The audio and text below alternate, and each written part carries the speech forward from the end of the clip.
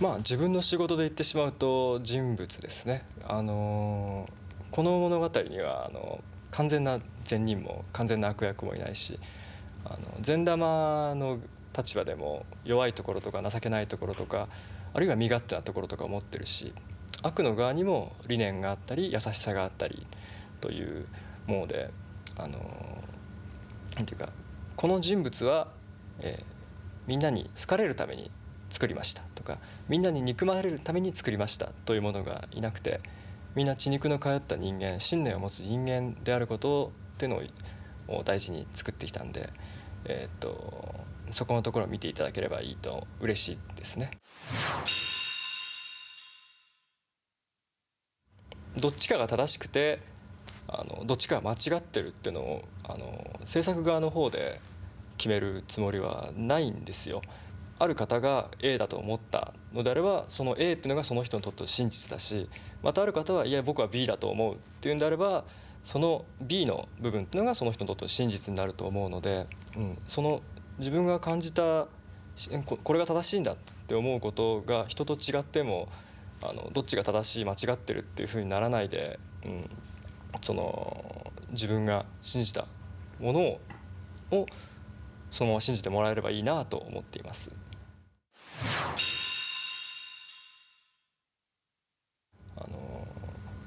苦労していたからこそその状況から出てきたセリフというのは結構あります。自分が追い詰められている状態の時にだからこそ吐くのだとバッシュのセリフが出てきたりとか、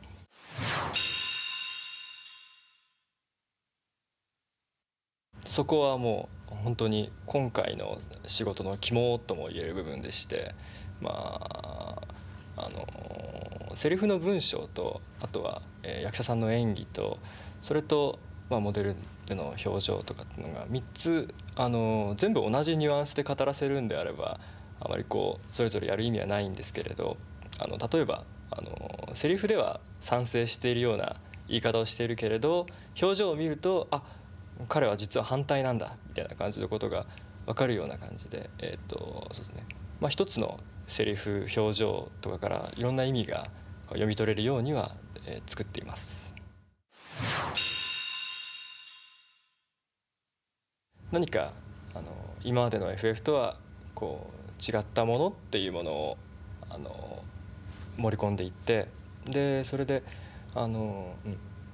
FF の違う形というものを見せたいなとは思ってました。物事の定義を広げていくものだと思っています。例えばファンタジーとか RPG っていうジャンルの枠が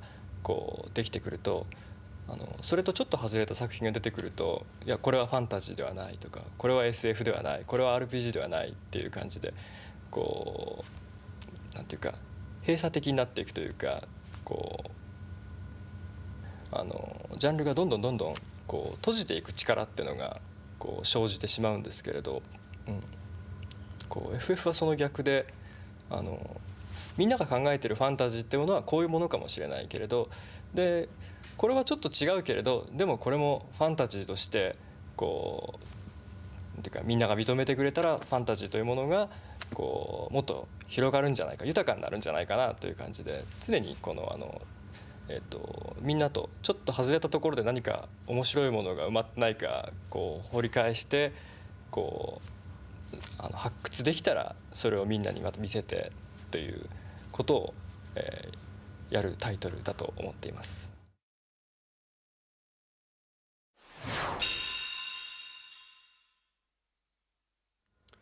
I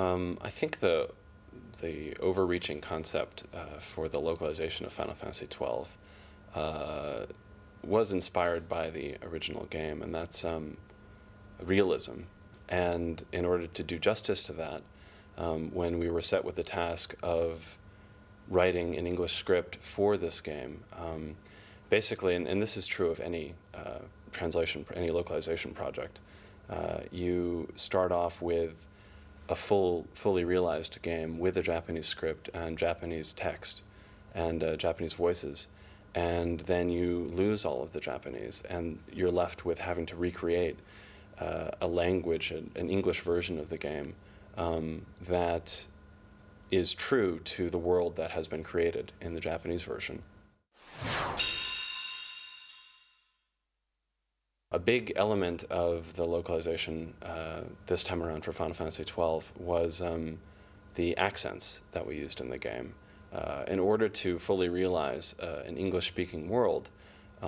because of the richness of English, it's different forms of English over history, different forms of English found in different countries.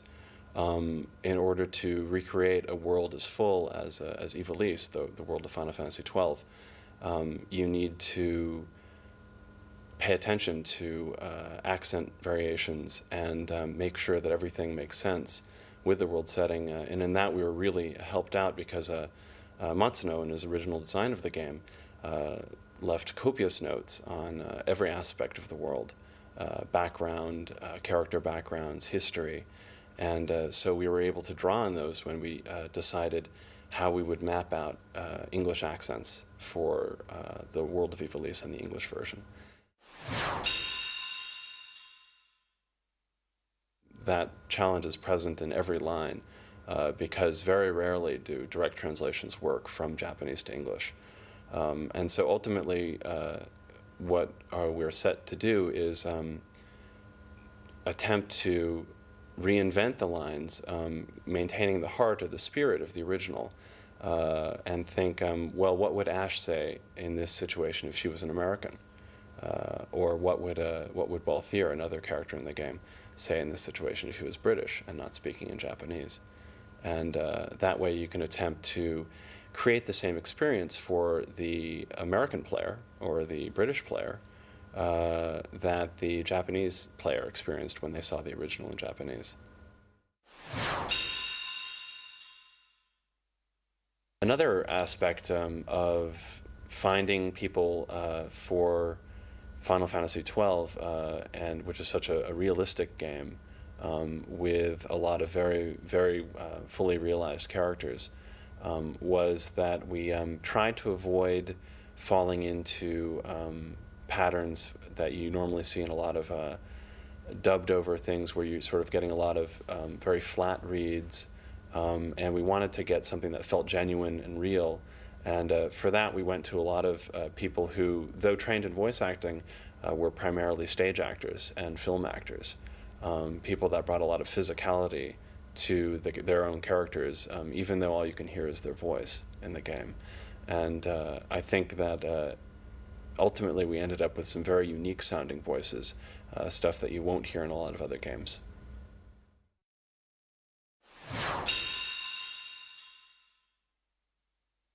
On the non-voice section of the game,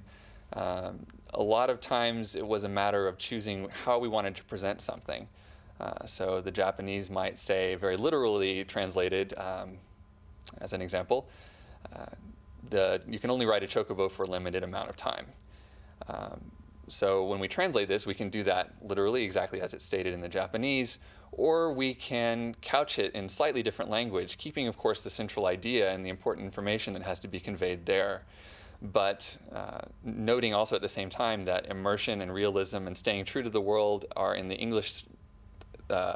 culturally, things that are very important. And the way you present that can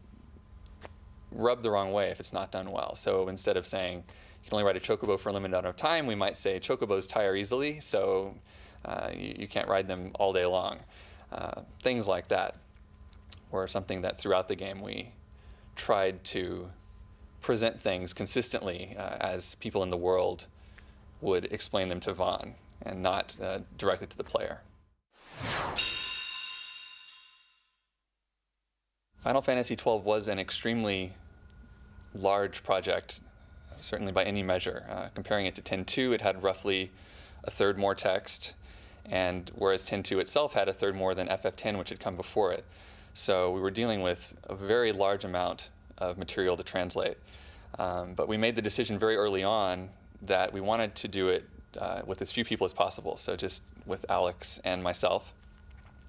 And unfortunately, we also didn't have control over